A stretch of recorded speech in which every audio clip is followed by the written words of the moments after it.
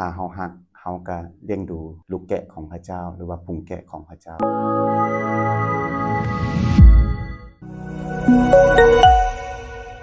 สบายดีพี่น้องที่รักทุกคนในองค์พระเยซูคริสต์เจ้ามื้อนี้ดีใจหลายเนาะเพราะว่าจะได้ฟังพระคำขององค์พระผู้เป็นเจ้าผ่านรายการ Hope Devotion เนาะข้าน้อยชื่ออนุศาสนาจารย์สอนไซกุลวงศ์เป็นศิษยาภิบาลอยู่คริสตจักรสาวกทวีคูณบ้านเมืองน้อยมื้อนี้ข้าน้อยอยากจะนำพระคำขององค์พระผู้เป็นเจ้ามาสู่พี่น้องฟังในพระคัมภีร์โยฮันบทที่21ข้อ15จนถึงข้อที่17ทรงกล่าวว่าเมื่อพวกเพิ่นรับประทานอาหารแล้วพระเยซูเจ้ากล่าวกับซีโมนเปโตรว่าซีโมนเอ๋ยเจ้าฮักเฮาหลายกว่าสิ่งนี้บ่เปโตรตอบว่าโดยองค์พระผู้เป็นเจ้าพระองค์รู้จักว่าข้าน้อยฮักพระองค์พระเยซูเจ้าจึงสั่งว่าจงเลี้ยงแกะนุ่มของเฮาเด้อพระเยซูเจ้ากล่าวอีกครั้งที่2ว่าซีโมนลูกโยฮันเอ๋ยเจ้าฮักเฮาบ่เปโตรตอบว่าโดยองค์พระผู้เป็นเจ้าพระองค์รู้จักว่าข้าน้อยฮักพระองค์พระเยซูเจ้าจึงสั่งว่าจงเลี้ยงรักษาแกะของเฮาเด้อพระองค์กล่าวกับเราเป็นครั้งที่3ว่าซีโมนลูกโยฮันเอ๋ยเจ้าฮักเฮาบ่เปโตรรู้สึกเจ็บปวดใจเพราะพระเยซูเจ้าได้ถามตนเป็นเทื่อที่3ว่าเจ้าฮักเฮาบ่เปโตรจึงตอบพระองค์ว่าข้าได้องค์พระผู้เป็นเจ้าพระองค์รู้จักทุกสิ่งพระองค์รู้จักว่าข้าน้อยฮักพระองค์พระเยซูเจ้าสั่งเปโตรว่าจงเลี้ยงแกะทั้งหลายของเฮาเด้ออาเมนเนาะเฮาจะอธิษฐานขอการทรงนำพามาจากพระเจ้าพร้อมกันสาธุการสรรเสริญนมัสการพระบิดาพระบุตรพระวิญญาณบริสุทธิ์เจ้าผู้ลูกสรรเสริญนมัสการพระองค์เจ้าขอพระเจ้าจงเป็นผู้ทรงนำพาพวกลูกทั้งหลายที่จะฟังถ้อยคำขององค์พระผู้เป็นเจ้าในเช้าวันนี้ขอพระญาณบริสุทธิ์ของพระองค์เป็นผู้ขับเคลื่อนในนำพาชีวิตของลูกแต่ละคนที่จะฟังถ้อยคำขององค์พระผู้เป็นเจ้าในเช้าวันนี้ให้เป็นที่ถวายเกียรติแด่พระองค์เจ้าเพียงผู้เดียวจึงอธิษฐานขอมาฝากเวลาต่อไปไว้กับพระองค์ในพระนามพระเยซูคริสต์เจ้าเอเมนหัวข้อแบ่งปันในเช้าวันนี้เนาะในวันในมื้อนี้เนาะอาจารย์อยากจะเว้าถึงบอกว่าถ้าเฮารักเฮาก็เลี้ยงดูลูกแกะของพระเจ้าหรือว่าฝูงแกะของพระเจ้าพี่น้องเฮาได้ยินคำว่ารักเนาะตั้งหลายครั้งเนาะบ่ว่าก่อนที่เฮาจะเชื่อพระเจ้าหรือว่าเฮาเชื่อพระเจ้าโดยเฉพาะความรักของโลก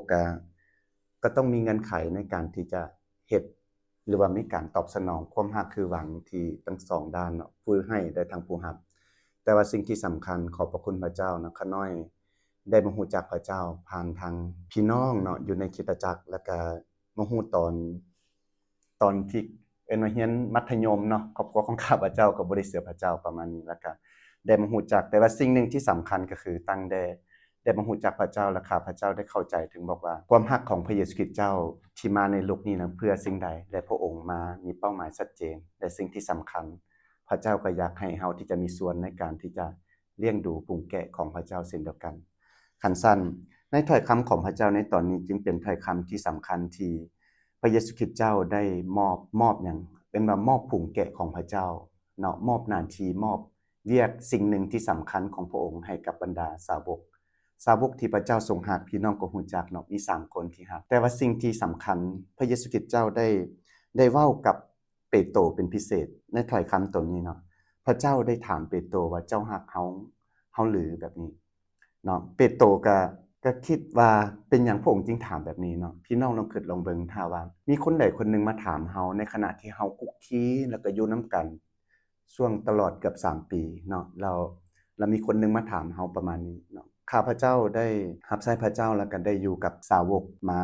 เนาะตั้งแต่ปี2006ข้าพเจ้าได้รับใช้พระเจ้าแล้วก็อยู่กับสาวกชาวบ้านแล้วก็อยู่กับสาวกมาได้หลายยุคได้หลายรุ่นเนาะนักศึกษาบ่ว่าเขาเจ้าจะเรียนอยู่มหาลัยต่างๆแล้วก็ข้าพเจ้าก็บ่ค่อยได้ถามเขาเจ้าปานใดเกี่ยวกับว่าเจ้าฮักอ้ายบ่อีสังประมาณนี้แต่ว่าความรักของข้าน้อยกับสาวกก็คือบอกว่าหรือว่ากับลูกแกะข้าน้อยจะแสดงออกถึงการกระทำแต่ว่าในตอนนี้ข้าน้อยได้เห็นถึงสิ่งที่สำคัญเป็นกุญแจหรือว่าเป็นสิ่งที่หัวใจของพระเจ้าก็คือพระเจ้าจะบ่ได้อยู่กับสาวกพระองค์จะเสด็จขึ้นสู่ฟ้าสวรรค์และพระเจ้าจึงมอบสิ่งที่พระเจ้าทรงรักให้กับสาวกและสาวกที่พระเจ้าจะมอบให้ก็คือเปโตรอันนี้เป็นสิ่งหนึ่งที่เฮ็ดให้ข้าน้อยได้มาทบทวนว่าเป็นหยังพระเจ้าจึงมอบถ้อยคำนี้หรือว่าเป็นหยังพระเจ้าจึงถามกับเปโตรว่าเจ้ารักเขาหรือเนาะเจ้ารักเขาบ่พี่น้องลองคิดถึง คิดถึงเพราะว่าขาน้อยก็เป็นพ่อเนาะเป็นพ่อผู้หนึ่งแล้วก็เป็นผู้ที่ได้ดูแลฝูงแกะของพระเจ้ามาก็หลายเติบเนาะแล้วก็พระเจ้าเลยคิดถึงบอกว่าถ้าเฮาบ่ฮักเลยนะเฮาจะบ่ถามแต่ว่าการถามของพระเจ้านี้ข้าพระเจ้าได้เห็นถึงความลึกซึ่งของพระเจ้าเกี่ยวกับเปโตรความไว้วางใจของพระเจ้าต่อกับเปโตรคืออย่างใดเป็นการได้ถามถึงย่ำความมั่นใจเนาะแต่ว่าพระเจ้าฮู้แล้วว่าเปโตรจะเป็นแนวใดเพราะว่าเฮาฮู้บอกว่าประวัติของเปโตรที่ติดตามพระเจ้าตลอดช่วง3ปีเนาะที่เป็นสาวกของพระเจ้าเป็นอัครสาวกกับพระเจ้านั้นพระเจ้าฮู้นิสัยและก็ฮู้การกระทำของเปโตรฮู้จักบุคลิกของเปโตรและก็สิ่งที่พระเจ้าได้ทรงเห็นนั่นก็คือบอกว่าเปโตรมีหัวใจในการที่เอิ้นว่าดูแลฝูงแกะของพระเจ้ามีหัวใจในการเอิ้นว่าความใส่ใจกับคนอื่นเนาะเพราะว่าแล้วก็สิ่งสำคัญเปโตรแล้วก็มีครอบครัวแล้วจะเข้าใจในรูปแบบการที่จะดูแลคนอื่นขั้นสั้นพระเจ้าจึงได้เห็นคุณค่าในชีวิตของเปโตรว่าเปโตรจะเป็นผู้เลี้ยงคนอื่นต่อไปเป็นช่วงที่เอิ้นว่าเป็นผู้นำเนาะเป็นผู้นำฝูงแกะของพระเจ้าอีกต่อไปเนาะถ้าเทียบใส่บ่ว่าจะเป็นยากโบโยฮันแล้วคนเหล่านี้ก็อาจจะมีอายุน้อยกว่าหรือว่าเปโตรจะมีค่อนข้างมีประสบการณ์และมีวิธีการเอิ้นว่ามีรูปแบบในการที่จะดูแลคนอื่นได้ชัดเจนและสิ่งสำคัญก็คือว่าเขาเห็นว่าเปโตรเนี่ยมีความกล้าหาญในการที่จะรับใช้พระเจ้าในสมัยนั้นเขาเห็นบอกว่ามีหลายคนเป็นคนยิวหรือว่ากลุ่มโรมต่างๆที่อิสราเอลตกเป็นหัวเมืองขึ้นและเฮ็ดให้หลายคนเขาเจ้าก็บ่ได้ยอมรับว่าพระเยซูคริสต์เจ้าทรงเป็นพระเจ้าเนาะหลายคนบ่ยอมรับและก็ต่อต้านและก็สิ่งที่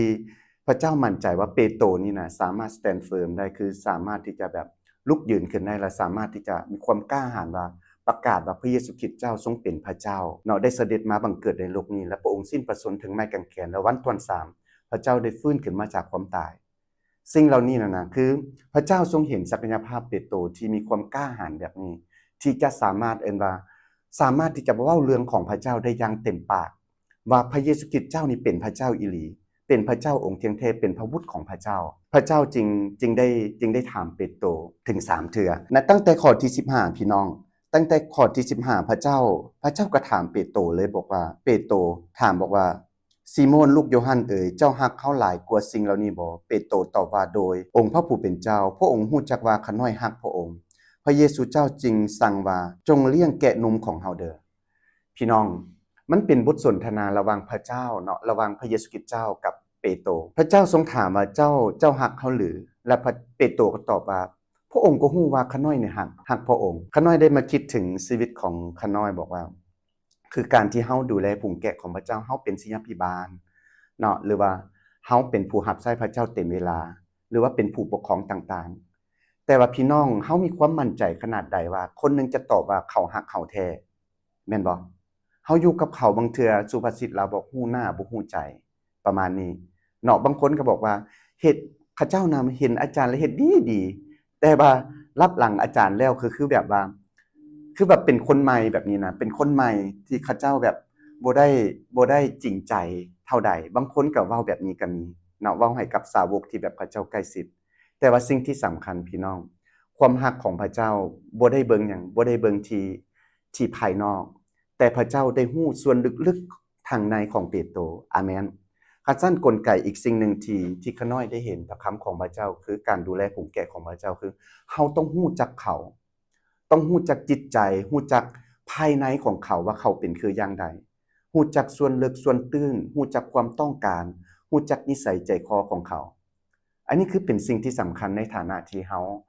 าเป็นศิษยาภิบาลเป็นผู้เลี้ยงคนอื่นข้าพเจ้าได้เป็นศิษยาภิบาลอาจจะบ่ได้แบบโดนนานความเข้าใจของข้าน้อยคือการดูแลฝูงแกะของพระเจ้าคือบอกว่าเฮาจะดูแลแกะของพระเจ้าได้นั่นน่ะเฮาต้องเข้าใจว่าพระเจ้าดูแลเฮาแนวใดเฮาจะให้เขานั่นน่ะเฮาต้องได้รับจากพระเจ้าก่อนเฮาต้องถูกเลี้ยงมาจากพระเจ้าก่อนหลายคนน่ะมีแต่เลี้ยงแล้วสุดท้ายมาเป็นแนวใดเบิร์นเอาท์นั่นน่ะคือบ่สามารถเลี้ยงต่อคนอื่นได้เพราะหยังระหว่างเฮากับพระเจ้าเป็นคือแนวใดการจะเลี้ยงลูกแกะพระเจ้านะเฮาต้องยอมรับว่าเฮานี่เป็นสาวกที่ดีของพระเจ้าและเฮาจึงสามารถที่จะเลี้ยงคนอื่นได้อย่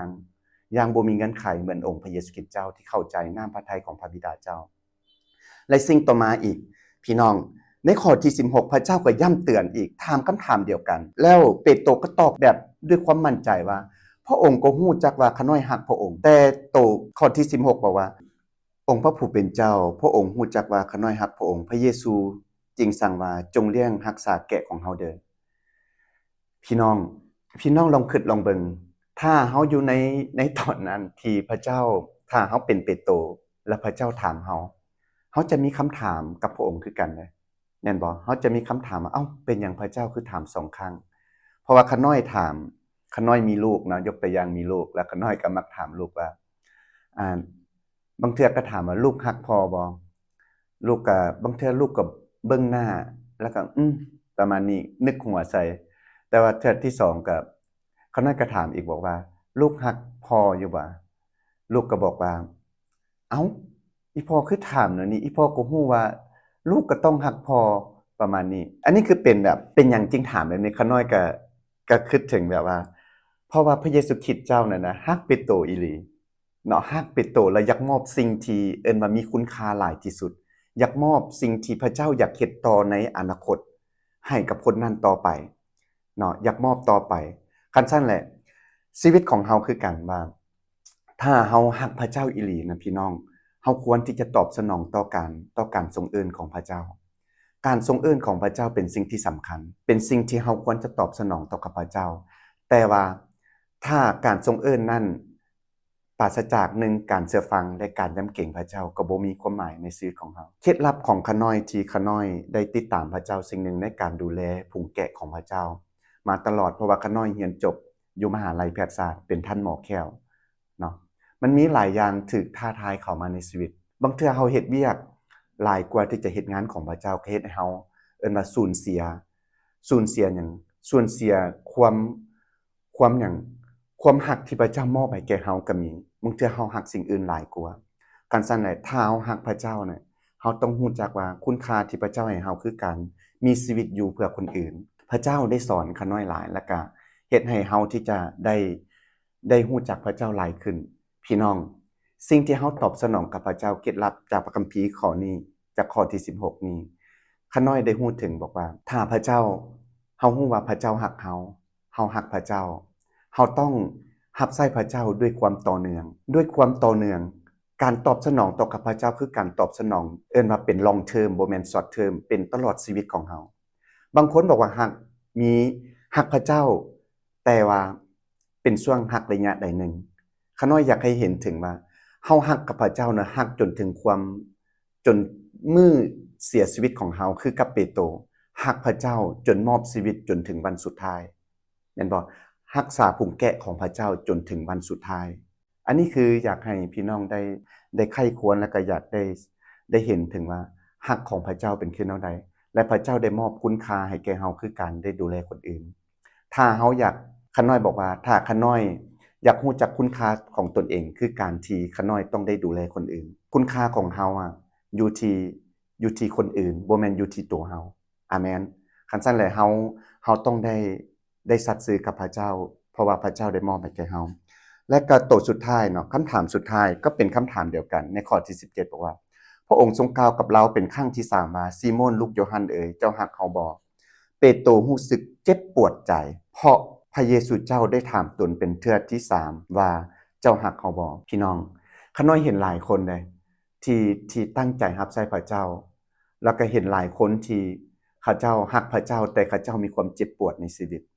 แต่ขาน้อยบ่ฮู้ว่าย้อนหยังสำหรับขาน้อยคือแบ็กกราวนด์หรือว่าพื้นฐานที่เฮาได้มาหาพระเจ้าเบื้องหลังที่เฮาได้มาหาพระเจ้าแต่ละคนแตกต่างกันคันซั่นความรักและความเชื่อและความจริงใจหรือว่าการให้เกียรติพระเจ้าของชีวิตแต่ละคนนี่จริงแตกต่างกันฉะนั้นเฮาบ่สามารถวัดค่าได้แต่ว่าขาน้อยอยากหนุนใจบอกว่าอยากให้เฮามีความรู้สึกแบบนี้กับพระเจ้าคือกันว่าสิ่งที่เฮาจะต้องสารภาพกับพระเจ้านั้นคือหยังบางเทื่อพระเจ้าเห็นส่วนลึกของเฮาในชีวิตของเฮาว่ามีบางอย่างที่เฮาเป็นอุปสรรคในการที่จะรักษาความรักของพระเจ้าไว้นั่นคือหยัง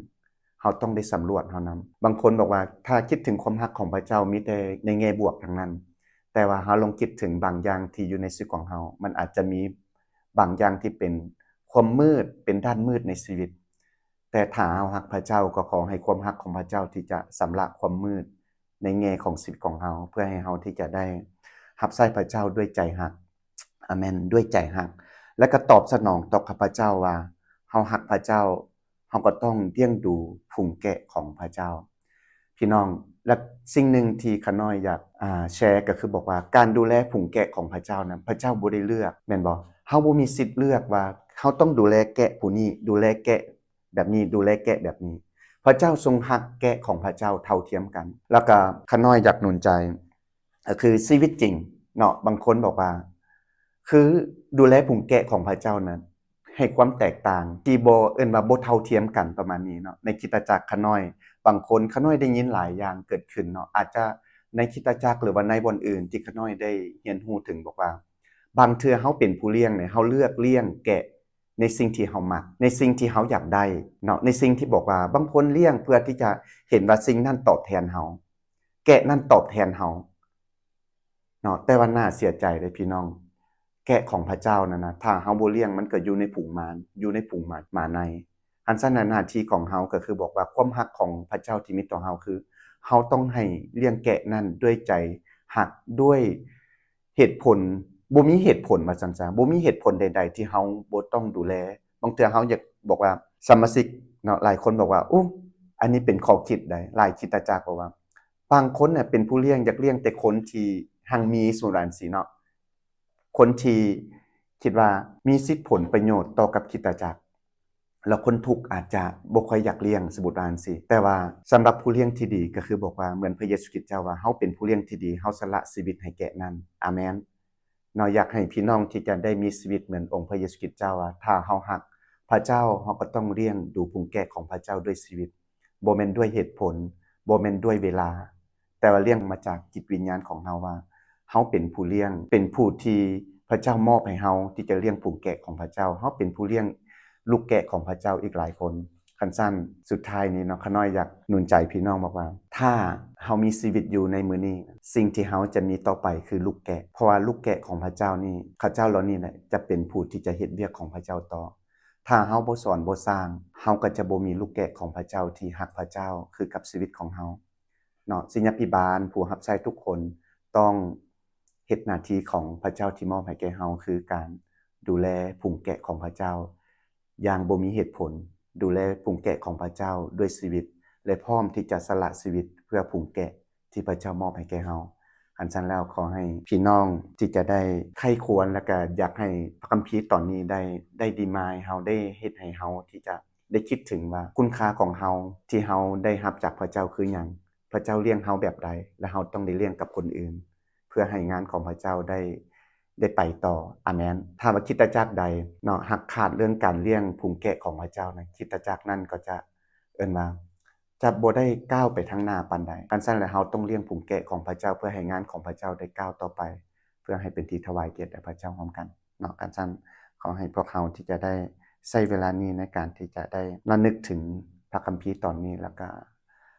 ได้อธิษฐานกับพระเจ้าส่วนตัวแล้วเราจะอธิษฐานนำกันสาธุการสรรเสริญนมัสการพระคุณความรักของพระองค์เจ้าขอบคุณในถ้อยคำอันศักดิ์สิทธิ์บริสุทธิ์ของพระองค์เจ้าอีกครั้งหนึ่งที่พระเจ้าได้สอนย้ำเตือนให้แก่ผู้ลูกได้เห็นถึงความรักของพระเจ้าพระเจ้าได้มอบความรักของพระองค์ให้แก่ผู้ลูกทั้งหลายคือการที่ได้มีส่วนในการดูแลฝูงแกะของพระองค์เจ้าแกะของพระเจ้ามีอีกมากมายพระบิดาเจ้าค่ะบางตัวก็บ่ได้อยู่ในคอกขอให้พระเจ้าได้ประทานสติปัญญาให้แก่ผู้ลูกในการที่จะซอกหาแกะนั้นให้มาอยู่ในคอกของพระองค์เจ้าและให้พวกลูกได้เป็นผู้เลี้ยงที่ดีเฮ็ดตามแบบอย่างขององค์พระเยซูคริสต์เจ้าพระบิดาเจ้าค่ะให้พวกลูกได้สอนคนอื่นได้กินอาหารที่ใหม่อยู่ตลอดเวลา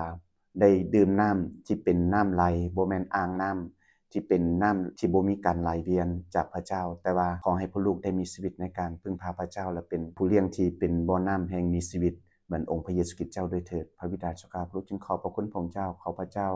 ได้รับเกียรติทางสิทธิ์ของพระลูกและขอพระเจ้าด้วยอวยพรผูงแกะของพระองค์เจ้าอย่างมากมายในโลกนี้ให้เขาได้รับการเลี้ยงดูผ่านทางพระคำของพระองค์เจ้าผ่านทางผู้รับใช้ของพระองค์เจ้าพระบิดาเจ้าข้าพระองค์จึงอธิษฐานขอบพระคุณพระองค์เจ้าพร้อมกันโดยความเชื่อในพระนามพระเยซูคริสต์เจ้าเอเมนขอบพระคุณพระเจ้านะขอพระเจ้าอวยพรพี่น้องทุกคนและขอให้พวกเขาได้ติดตามHope Devotion ในรายการต่อๆไปอีกด้วยนะขอพระเจ้าอวยพรพี่น้องทุกคนพี่น้องก็สามารถเป็นส่วนหนึ่งในการผลิตรายการต่างๆของพวกเราได้ ด้วยการกดไลค์กดแชร์กด Subscribe อธิษฐานเพื่อและถวายทรัพย์เพื่อสนับสนุนพันธกิจของพระเจ้าเพื่อเฮ็ดให้ถ้อยคำของพระเจ้าไปถึงทุกคนขอให้พระเจ้าอวยพรพี่น้อง